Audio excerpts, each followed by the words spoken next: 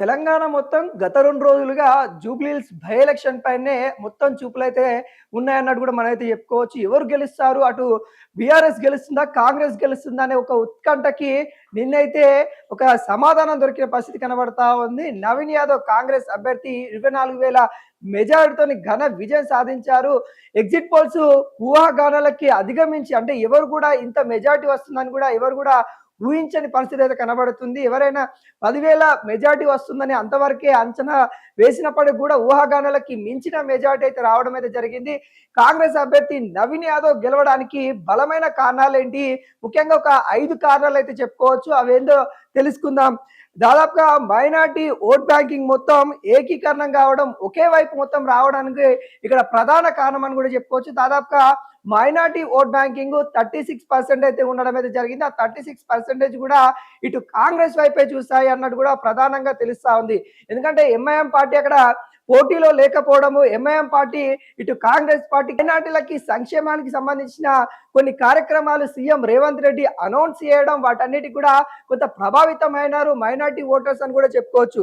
మన రెండో అంశంగా ముఖ్యమంత్రి రేవంత్ రెడ్డి ఫ్యాక్టర్స్ అని కూడా చెప్పుకోవచ్చు. అంటే ఓకే రైట్ ఫ్యాక్టర్స్ అని కూడా చెప్పుకోవచ్చు. అంటే రేవంత్ రెడ్డి నాయకత్వంలో ఎంతవరకు ప్రచారంలోకి వెళ్ళాలి అనే విషయాలపైన కూడా ఒక క్లారిటీతో ముందుకెళ్ళిన పరిస్థితి కనబడతా ఉంది. ఏ విధంగా వెళ్ళాలి, ఎలా వెళ్తే అక్కడ విజయాన్ని మనము సాధించవచ్చు అనే ప్రణాళిక ఏదైతే ఉందో ఆ ప్రణాళిక కూడా సక్సెస్ అయిందన్నట్టు కూడా మనమైతే క్లియర్ కట్ చెప్పుకోవచ్చు. కాంగ్రెస్ పార్టీ ఈ ఎన్నికలు ప్రతిష్టంగా తీసుకున్నాయి. ఇక్కడ విజయాన్ని ఖచ్చితంగా కావాల్సిందే. ఏదైతే ఈ 2 సంవత్సరాల పరిపాలనలో మాకు ఇది ఒక రిజల్ట్ గా రాబోతా ఉంది. ఇక్కడ ప్రజలు ఏ తీర్పు ఇస్తారో ఆ తీర్పు 4 కోట్ల ప్రజల తీర్పుగా నేను భావిస్తా ఉన్నాను. మా కాంగ్రెస్ పార్టీ పరిపాలన ఏ విధంగా ఉందో మరి తెలుసుకునే ప్రయత్నాలు అంటూ తను చేసిన ప్రచారంలో ఏవైతే ఉన్నాయో ఇటు బీఆర్ఎస్ పార్టీ పైన తను కొన్ని వ్యాఖ్యలు చేయడం జరిగింది. అవన్నీ కూడా కొంతవరకు రేవంత్ రెడ్డి ఊహం అని కూడా చెప్పుకోవచ్చు. దాంట్లో సక్సెస్ అయిందని కూడా చెప్పుకోవచ్చు. మనం మూడో పాయింట్ గా ప్రతిష్టమైన క్షేత్రస్థాయి వ్యూహం అంటే ఎవరైతే మంత్రులు ఉన్నారో ఆ మంత్రులకు సంబంధించి కూడా ఒక్కొక్క డివిజన్ కి 2 మంత్రుల చొప్పున ఇన్ఛార్జ్ ఇచ్చేసి మీ యొక్క ఏదైతే మీ ప్రచారణ తీరు కావచ్చు, లేకుంటే కాంగ్రెస్ పార్టీ ఎంత ప్రభావితం చూపిస్తా ఉన్నారు మీరు అంటూ ఆ 2 మంత్రులని డివిజన్ వారిగా విభజించి అక్కడ వాళ్ళకు ఒక టార్గెట్ ఇచ్చినట్టు కూడా కనబడతా ఉంది. ఎంతవరకు మెజారిటీ వస్తుంది, ఆ మెజారిటీ మీకు ఈ పరిపాలనకి మీ మంత్రి పదవికి మార్కులు అనే విధంగా ఇటు అధిష్టానం కూడా చెప్పడము, ఇవన్నీ అంశాలు కూడా ఇటు మంత్రులు కూడా చాలా సీరియస్ గా తీసుకొని ప్రచారంలో దూసుకెళ్ళిందని కూడా చెప్పుకోవచ్చు. ప్రతి నియోజకవర్గంలో ఇద్దరేసి మంత్రులని ఇన్ఛార్జ్ గా నియమించిన కాంచెలి వాళ్ళు హైదరాబాద్ లో ఉన్నారు. వాళ్ళకి సంబంధించిన నియోజకవర్గంలో ఎటువంటి సమస్యలు ఉన్నా కానీ ఫోన్ కాల్ తో మాత్రమే సాల్వ్ చేశారు. అక్కడికి వెళ్ళడానికి కూడా కొంతమంది ఆలోచించాల్సిన పరిస్థితి కనబడింది. ఎందుకంటే ఇక్కడ జూబ్లీహిల్స్ వదిలి వెళ్తే మళ్ళీ ఎటువంటి పరిణామాలు జరుగుతాయో, మేము ఇన్ఛార్జిగా ఉన్న డివిజన్ నుండి తక్కువ ఓట్లు వస్తే అధిష్టానం నుండి మాకు కొంత ఇబ్బంది అయ్యే పరిస్థితి ఉంటుంది. కాబట్టి మంత్రులు కూడా ఆలోచించి వాళ్ళ ఏవైతే ఇన్ఛార్జిగా డివిజన్కి ఇచ్చారో అక్కడ చాలా ప్రయత్నాలు అయితే చేయడం అయితే జరిగింది. అదొక సక్సెస్ అని కూడా చెప్పుకోవచ్చు. ఈ వ్యూహం ఏదైతే ఉందో క్షేత్రస్థాయి వ్యూహంతో ముందుకెళ్లడం వల్ల సక్సెస్ అయిందని కూడా చెప్పుకోవచ్చు. అదేవిధంగా మనం 4గో అంశంగా యువత ఓట్ బ్యాంకింగ్ కూడా కాంగ్రెస్ పార్టీ వైపే చూస్తుంది.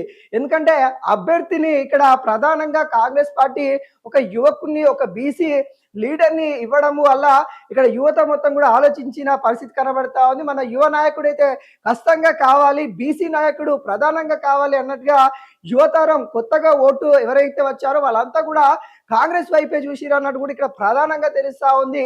ఈ అన్ని అంశాలు కూడా కాంగ్రెస్ పార్టీ ముందే ఆలోచించింది. అంటే అభ్యర్థి విషయంలో ఎంపిక చేసే సమయంలో కూడా ఏ అభ్యర్థిని పెడితే బాగుంటుంది, ఏ అంశాల మీద మరి ముందుకెళ్తే బాగుంటుంది అనే అన్ని కోణాల్లో కూడా దర్యాప్తు చేసిన తర్వాతనే నవీన్ యాదవ్ అయితేనే మరి గతంలో తను ఓటమి చూసిన వ్యక్తి కాబట్టి ఇప్పుడు ఖచ్చితంగా విజయాలకి మరి చేరువలో ఉన్న వ్యక్తి కాబట్టి ఖచ్చితంగా ఇవ్వాల్సింది నవీన్ యాదవ్. ఒక యువత తరానికి ఒక ఆదర్శంగా ఉంటుంది కాబట్టి తనకి టికెట్ ఇవ్వడం, అదేవిధంగా యువత కూడా ఇటు నవీన్ యాదవ్ వైపే చూశారు. చాలా మంది ట్రెండ్ సెట్ చేశారని కూడా చెప్పుకోవచ్చు. ట్రెండ్ ఫాలో అవ్వడం కాదు, ట్రెండ్ సెట్ చేయాలి, యువతరాన్ని కూడా ఎన్నికల్లో నిలబడాలి, యువతరాన్ని కూడా గెలిపించాలనే నినాదాలతోని కొంత ప్రచారంలోకి కూడా దూసుకెళ్లిన పరిస్థితి కనబడతా ఉంది.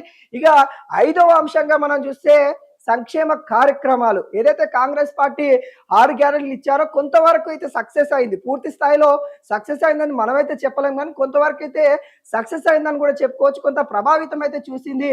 ఆ సంక్షేమ కార్యక్రమాల పైన బీఆర్ఎస్ సంబంధించిన సోషల్ మీడియా ఏదైతే నెగెటివ్‌గా పోర్ట్రే చేస్తా ఉందో, వాటిని కూడా ప్రజలు తీసుకోలేకపోయారు. ఎందుకంటే ఫ్రీ బస్సు విషయంలో గావచ్చు, లేకుంటే సన్న బియ్యంలో విషయంలో గావచ్చు, కొన్ని సంక్షేమ కార్యక్రమాల విషయంలో కొంతవరకు కాంగ్రెస్ పార్టీ మంచి మార్కులే తీసుకుందని కూడా చెప్పుకోవచ్చు. అలాంటి వాటిని కూడా బీఆర్ఎస్ వక్రీకరించాలని చేసిన ప్రయత్నాలు ఇక్కడ ప్రజలు వాటినన్నిటిని కూడా గమనించారని కూడా చెప్పుకోవచ్చు. ఆ నేపథ్యంలో కాంగ్రెస్ పార్టీ ఇస్తా అన్న సంక్షేమ కార్యక్రమాలు ఏవైతే ఉన్నాయో అవి చాలా ప్లస్ అయినాయని కూడా చెప్పుకోవచ్చు. మనం ఈ 5 ప్రధానంగా ఈ 5 అంశాలను కూడా రేవంత్ రెడ్డి మరి గెలిపించడంలో కొంచెం పాత్ర పోషించినని కూడా చెప్పుకోవచ్చు. ముఖ్యంగా ఈ 5 అంశాలతోనే కాంగ్రెస్ పార్టీ విజయం సాధించిందన్నట్టు కూడా మనమైతే చెప్పుకోవచ్చు. ఏదైతే క్షేత్రస్థాయి వ్యూహం కావచ్చు, సంక్షేమ కార్యక్రమాలు కావచ్చు, యువతరానికి టికెట్ ఇవ్వడం కావచ్చు, ఒక బీసీ నాయకునికి టికెట్ ఇవ్వడం కావచ్చు, మైనారిటీ ఓట్ బ్యాంకింగ్ తీసుకోవడం కావచ్చు, ఇవన్నీ ప్రభావితం చేశాయి. నవీన్ యాదవ్ విజయం వైపు దారి తీశాయని కూడా చెప్పుకోవచ్చు.